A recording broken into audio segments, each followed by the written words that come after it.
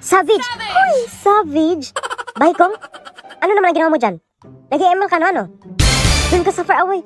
Far away? Anong sabi mo? Sumagot-sagot ka na? Yung kaka-ML mo kung gumawa ka ng assignment? Ang sarap mo kurutin. Kurutin? Diyos ko, di pa ako nakagawa ng assignment. O di ba? Yan ang sinasabi ko sa'yo. Lagi ka na lang kasi nag-ML. Hindi mo lagi ilaw ng pag-aaral mo. Huy, pag-aaral? Ayan, nagsimula na naman mag-rapper si nanay.